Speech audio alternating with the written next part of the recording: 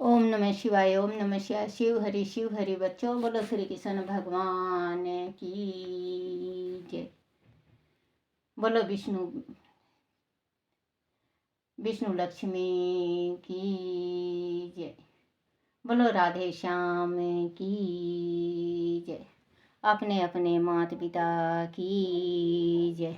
अपने अपने गुरुदेव महाराज की जय। भागवत पुराण की जय। छोटे छे लड्डू गोपाल की जय। भागवत पुराण में 11वां अध्याय मानव धर्म, वर्ण धर्म और स्त्री धर्म का वर्णन। बोलो राधा कृष्ण की जय। श्री सुखदेव जी ने कहा, परीक्षित, प्रहलाद के पवित्र चरित्र को सुनकर युधिष्ठिर को बड़ा आनंद हुआ। उन्होंने नारद जी से पूछा, भगवान आप मुझे वर्ण आश्रम धर्म और मनुष्य के सनातन धर्म के विषय में बतलाइए, क्योंकि धर्म से ही मनुष्य को ज्ञान की प्राप्ति होती है और भगवान के प्रति प्रेम की भावना जागृत होती है।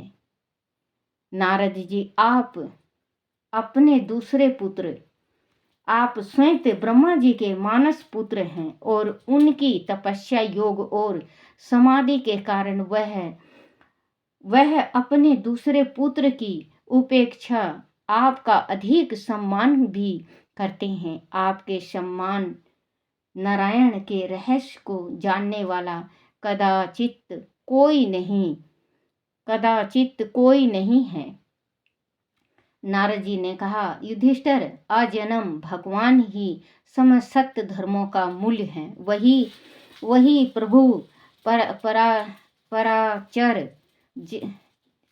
प्रभु चराचर जगत के कल्याण हेतु धर्म नारायण के रूप में प्रकट होते हैं। मैंने उन्हें नारायण भगवान के मुख से सनातन धर्म का वर्णन सुना था, उसे मैं तुम्हें सुनाता हूँ। युधिष्ठिर, सर्वदेव मैं भगवान श्री हरि को जानने वाला महर्षियों की स्तुतियां वह कर्म धर्म के मूल आधार हैं। शास्त्रों में धर्म के 3 लक्षण कहे गए हैं। धर्म के लक्षण और वर्ण: सत्य, दया, तपस्या, सोच, पवित्रता,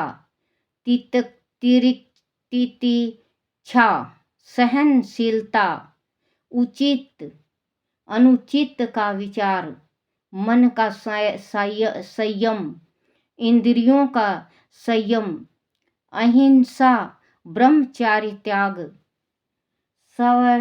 स्वाध्याय, सरलता, संतोष, समदर्शी, महात्माओं की सेवा, सांसारिक भोगों से निर्वृत्त, अहंकार का त्याग, मौन, आत्मा चिंतन, अन्न का उचित विभजन, सभी जीवों में परमात्मा का वास, श्री कृष्ण की लीलाओं का श्रवण और कथन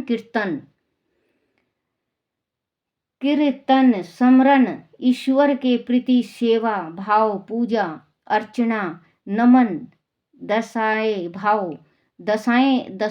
भाव, संख्याएं भाव और आत्मा समर्पण।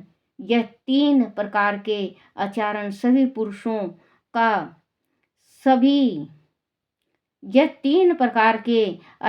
सभी मनुष्यों का परम धर्म है। इनके पालन करने से परमात्मा प्रसन्न होते हैं। हे धर्मराज, संशय करवाने मनुष्य ही द्विज अर्थात ब्राह्मण कहलाता है। ब्राह्मण अपने जन्म और कर्म दोनों से शुद्ध होता है। वह नित्य ज्ञान, अध्यापन, दान, ब्रह्मचार्य आदि का पालन आश्रम में रहकर करता है। अध्यापन, दान लेना, दान देना, यज्ञ करना और यज्ञ कराना, यह 6 कार्य ब्राह्मण के होते हैं। यह जाति का पालन वर्ण कहलाता है। जाति का दूसरा वर्ण क्षत्रिय का है। इसका कार्य रक्षा करना है।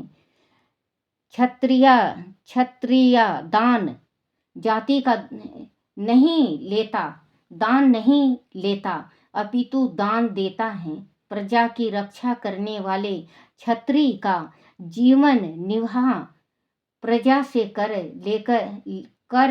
लेकर होता है। प्रशासन व्यवस्था का उत्तरदायित्व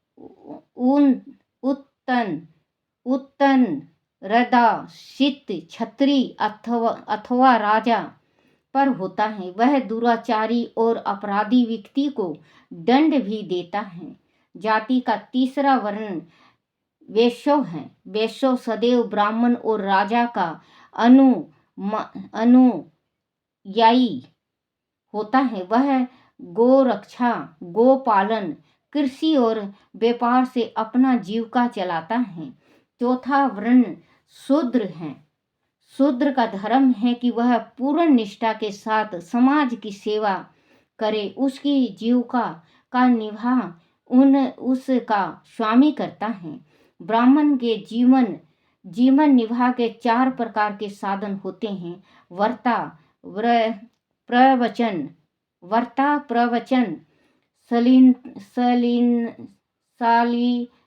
शालीन व्यवहार, बिना मांगे मिलने वाला धन या अन्न, भिक्षा वृत्ति अथवा खेत और मंडी स्थल से एकत्र किया गया अन्न ग्रहण करना। आपत्ति काल में यह सभी विनतियां प्रयोग में ले आने में कोई बुराई नहीं है। ब्राह्मणों का बताया गया है बच्चों। जैसे कि ब्राह्मण गरीब हैं, अगर ब्राह्मण गरीब है तो ब्राह्मण अपना निर्वाह करने के वास्ते जैसे पतरा देख ले, भागवत गीता पढ़ ले, रामायण पढ़ ले, पंडिताई कर ले, पाठ कर ले, पूजा कर ले, हवन कर ले, ये कार्य करके वो जीविका चला सकता है। भगवान ने जो बताया कि उससे जीविका चल सकता है। और अगर अनपढ़ हैं, पढ़ा लिखा नहीं है, जैसे कि मैं मूर्ख हूँ, अनपढ़ गंवार हूँ, तो अगर मेरे जैसे अगर ब्राह्मण हो कोई, तो उस ब्राह्मण का गुजारा, बच्चों का पेट पालना, अपनी गृहस्थी को चलाना, वो जैसे कि मंडी में जिस टाइम गेहूँ आता है तो मंडी से मांग के अपने आके टंकी में भर ले, उससे उसका अपना घर परिवार का गुजारा करे, या खेत में जाके मांग ले। क्योंकि ब्राह्मण को शर्माना नहीं चाहिए। कहते हैं ना कि ब्राह्मण भूखा मर गया। ब्राह्मण को तो भगवान ने एक थैली दे रखी है कि भगवान कहते हैं कि तुम अगर मांग के भी खाओगे तो कोई बुराई नहीं है। ब्राह्मण को मांग के खाने में कोई बुराई नहीं है। ब्राह्मण का लड़का या जवान हो, या ब्राह्मण बूढ़ा हो या बच्चा हो, या ब्राह्मण की स्त्री बूढ़ी हो या जवान हो, मांग के उनको खाने में कोई दोष नहीं है। तो इसमें ये बताया है कि भिक्षा भी, मतलब अगर वैसे गुजारा नहीं तो आप भिक्षा भी मांग सकते हो। खेत खलिहान व्यवहार बिना मांगे मिले तो जैसे, और मंडी स्थल से एकत्र किया गया अन्न ग्रहण करना। आपत्ति काल में यह सभी, आपत्ति काल का मतलब आप समझ गए बेटा। आपत्ति काल उसको कहते हैं जैसे कि कोई कमाने वाला ना हो, बच्चे छोटे छोटे हों, या लड़की हो और पति की मौत हो जाती है, तो उसको मांग के खाने में, अपने बेटे को पालने में कोई हर्ज नहीं है। क्योंकि पंडितानी जूठा बर्तन साफ तो नहीं कर सकती ना बेटा, कहीं झाड़ू लगा नहीं सकती, पोछा लगा नहीं सकती। क्योंकि अगर हम ब्राह्मणी से रोटी बना के खा ले तो हमारी मुक्ति होती है, और हम उसी ब्राह्मणी को अगर हम अपने घर में जूठन साफ करवाने लगें या झाड़ू पोछा, तो हमारे जैसे आप कोई भी, चाहे कोई भी हो संसार में, अगर ब्राह्मण की औरत से विधवा औरत हो, जैसे आज मैं हूँ, अगर झाड़ू पोछा करवा लो, बर्तन मंजवा लो, तो बहुत बड़ा दोष है। लक्ष्मी जैसे ही ब्राह्मणी आपके घर में झाड़ू लगाएगी, धीरे धीरे सारा संपत्ति झाड़ के ले जाएगी। उसको रोटी बनवाओ, रोटी बना सकती है, रोटी बनाओ। वैसे आप अगर आपके पास गुंजाइश है तो उसका कोई छोटा मोटा काम करवा दो। संसार है बेटा, मैं कहती हूँ कि मैं ही दुखी हूँ, लेकिन ये संसार है, बहुत बड़ा संसार है। इस संसार में बहुत ही ज़्यादा दुखी हैं, इतने दुखी हैं, बहुत ज़्यादा। क्योंकि किसी के घर में तो बच्चों किराया के घर में है कोई कोई, और वो कहते हैं ना, दुनिया में कितना गम है, मेरा गम कितना कम है, लोगों का गम देखी तो मैं अपना गम भूल गई। कहते हैं ना, बच्चों एक से एक दुखी हैं, बहुत ज़्यादा दुखी हैं। आप उनका सहारा बनो जिनका कोई कमाने वाला नहीं है। बच्चों, अगर आप उनके सहारा बनते हो, आज आपने उनको कोई छोटा मोटा कार्य के वास्ते पैसा दिया, या उसकी लड़की जवान हो गई है, शादी के वास्ते थोड़ा मोड़ा दे, बच्चों आपको गुप्त दान मिलेगा। गुप्त दान होता है, भगवान भी खुश, आपके देवी पितर भी खुश, और आपका रूंग रूंग भी खुश। तो गरीब का सहारा बनो। तो इस ब्राह्मण का बताया गया है कि ब्राह्मण को कह देते हैं ना, आजकल के बच्चों संसार में बहुत वो हैं, कहते हैं ना, ब्राह्मण अगर चला जाएगा किसी के घर, कहेंगे आज मावस से सीधा लेने के वास्ते, तो बच्चे उनको सुनने में क्या आता है मालूम, इतना जवान हट्टा कट्टा साला मांग के खाता है, ब्राह्मण है तो क्या हमारे सिर पे मुतेगा।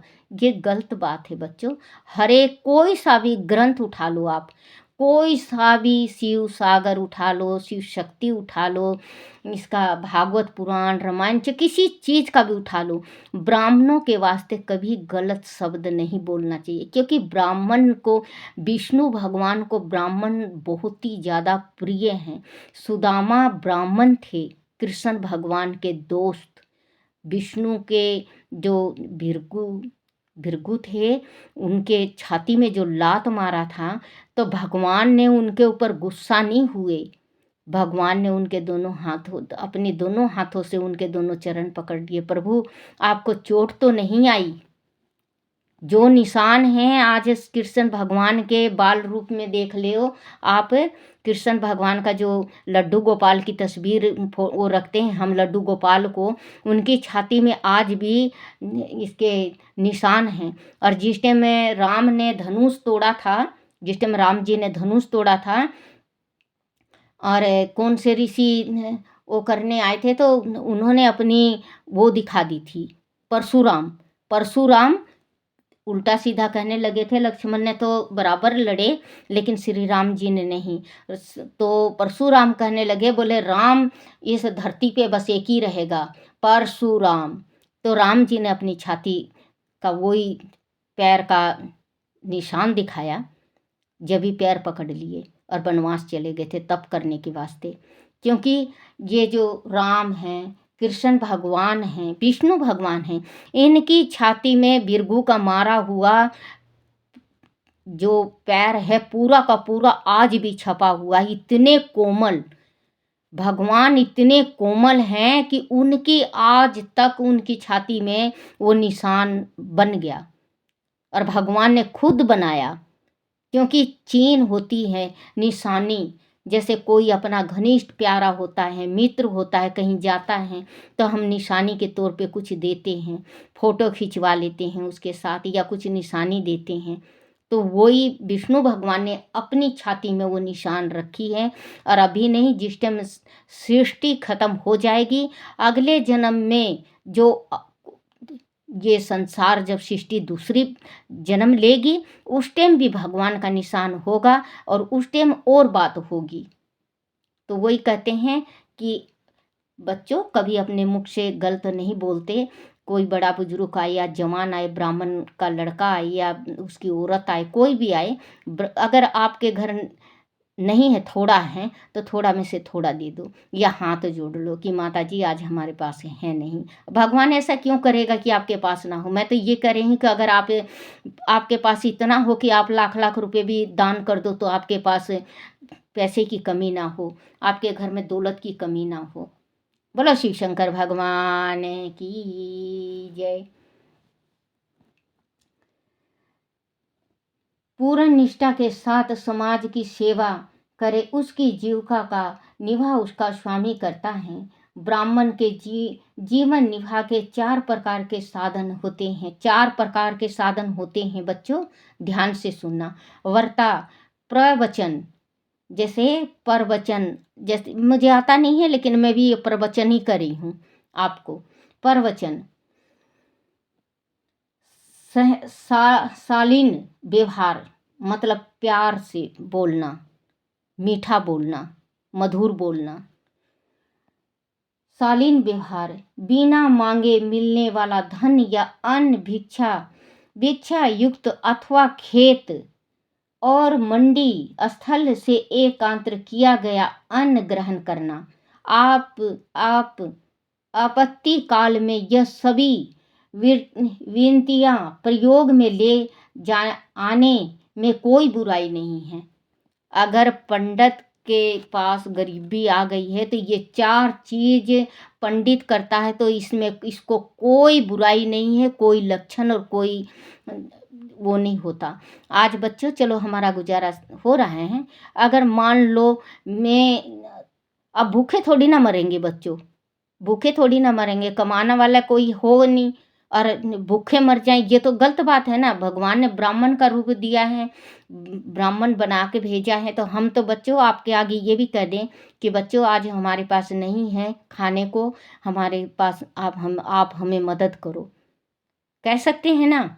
ब्राह्मण ये भगवान ने खुद कहा है, कृष्ण भगवान ने, कि ये 4 बुराई ब्राह्मण को नहीं लगता या ब्राह्मणी को नहीं लगता। मांग के खाने में कोई बुराई नहीं है। चोरी में बुराई है, जारी में, बदमाशी में है ना बच्चों। ये 3 बुराई सबसे बुरी बात होती है। चोरी ना करो, जारी ना करो और झूठ ठगी का ना करो।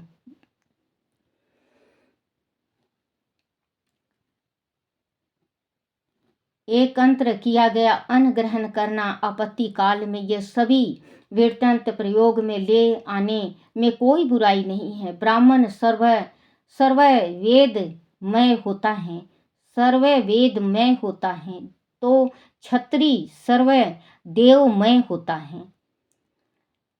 शाम होता है, शाम शांत स्वभाव, दम इंद्रियां, दम तप, सोच, संतोष, क्षमा, सरलता, ज्ञान, दया, भगवान के प्रति आस्था और सत्य का आचरण करना ब्राह्मण के लक्षण कहलाते हैं। युद्ध में उत्साह, वीरता, धीरज, तेजस्वी, त्याग, मनोजय, क्षमा, ब्राह्मणों के प्रीति, भक्ति, अनुग्रह और प्रजा की रक्षा करना, यह क्षत्रिय के लक्षण हैं। देवता, गुरु, भगवान के प्रति भक्ति, अर्थ धर्म, काम, पुरुषार्थों की रक्षा, असितकता, अस्कतिकता, उपयोगशीलता और व्यवहारिक निपुणता, यह वैश्यों के लक्षण हैं। उपयुक्त 3 उच्च वर्ण के समान विनम्र रहना, पवित्रता, स्वामी की निष्कपट सेवा, वैदिक मंत्रों से रहित यज्ञ, चोरी न करना, सत्य बोलना, गौ और ब्राह्मणों की सेवा करना, यह शूद्र की लक्षण है। स्त्री धर्म, पति की सेवा करना, उनके अनुकूल रहना, पति के संबंधों को समझना, सम, सम, सम, संबंधियों को समझना, पति के संबंधियों को समझना, को प्रसन्न रखना, पति के बनाए नियमों की रक्षा करना, पति को ही परमेश्वर मानना, पतिव्रता स्त्री का धर्म है। साध्वी स्त्री को चाहिए कि घर को साफ सुथरा रखे, सुंदर आभूषणों और स्वच्छ वस्त्र में से अपने शरीर को अलंकृत करे, घर में खाने पीने वह अन्न प्रयोग में आने वाली वस्तु को स्वच्छ रखे, पति की छोटी छोटी इच्छाओं की पूर्ति करे, विनम्र व्यवहार, इंद्रियां संयम, सत्य और प्रिय वचनों से पति की सेवा करे, लालच कभी ना करे, जो मिल जाए उसी में संतुष्ट रहे, सभी कार्यों में चतुर और धर्म ज्ञान रहे, प्रिय बोले और अपने कर्तव्य के प्रति सावधान रहे, पति पर स्त्री गमन ना हो, इस पर पूरी दृष्टि रखें और उससे सदैव प्रेम पूर्वक व्यवहार करें। जो स्त्री लक्ष्मी के समान अपने पति को भगवान मानकर उसकी सेवा करती है, उसे पति वैकुंठ में भगवान के समान ही प्राप्त होते हैं। युधिष्ठिर, वैदिक ऋषियों ने प्रत्येक युग में उस काल के अनुसार ही तथा मनुष्य के स्वभाव के अनुरूप ही धर्म की व्यवस्था की है। वही धर्म युग कुल रूप से उन्हें परलोक में आनंदित करता है। वह धीरे धीरे उन स्वाभाविक कर्मों से भी ऊपर उठ जाता है और गुणातीत हो जाता है, अर्थात प्रकृति के तीनों गुणों से परे होकर स्वयं परमात्मा हो जाता है। युधिष्ठिर, वासनाओं के अत्यधिक प्रयोग से उसके सेवन का आनंद उसी प्रकार नष्ट हो जाता है जैसे खेत में बार बार बीज बोने से उसकी उर्वरा शक्ति नष्ट हो जाती है। एक वर्ण वाला पुरुष आदि दूसरे वर्ण वाले पुरुष के गुणों को अपना लेता है तो उसे वर्ण का मान लेना चाहिए। बोला श्री कृष्ण भगवान की जय। बोलो भागवत पुराण की जय। श्री कृष्ण गोविंद हरे मुरारी, हे नाथ नारायण वासुदेवाय, हे नाथ नारायण वासुदेवाय, हे नाथ नारायण वासुदेवाय। श्री कृष्ण गोविंद हरे मुरारी, हे नाथ नारायण वासुदेवाय। बोलो श्री कृष्ण भगवान की जय। अपने अपने गुरुदेव महाराज की जय।